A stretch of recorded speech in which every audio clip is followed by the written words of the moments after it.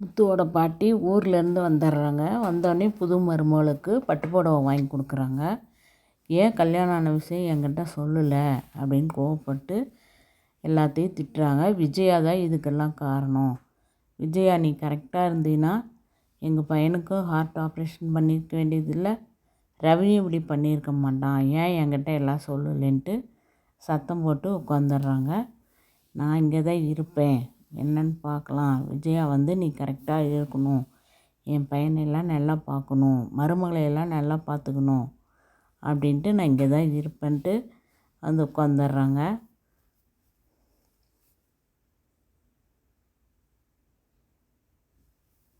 அப்புறம் புது மருமகளுக்கு பட்டுப்புடவை வாங்கி கொடுத்துட்டு மீனாவுக்கும் தாலி செயின் இங்கே காணோம், தாலி செயின் நான் வாங்கி போடுறேன் அப்படின்னு சொல்கிறாங்க.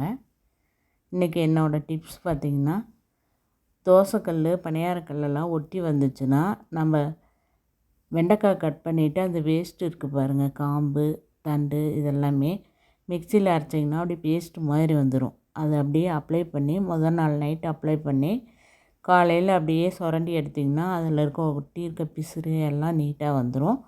அப்புறம் நார்மலாக நம்ம கழுவி யூஸ் பண்ணிக்கலாங்க, சூப்பராக வரும் பாருங்கள். அரைச்சோம்னா இது மாதிரி பேஸ்ட் மாதிரி இருக்கும். இதை அப்ளை பண்ணி மறுநாள் நீங்கள் க்ளீன் பண்ணி யூஸ் பண்ணிக்கலாம். இந்த டிப்ஸ் ரொம்ப யூஸ்ஃபுல்லாக இருக்கும் புதுசாக பாத்திரம் வாங்கினீங்கன்னா.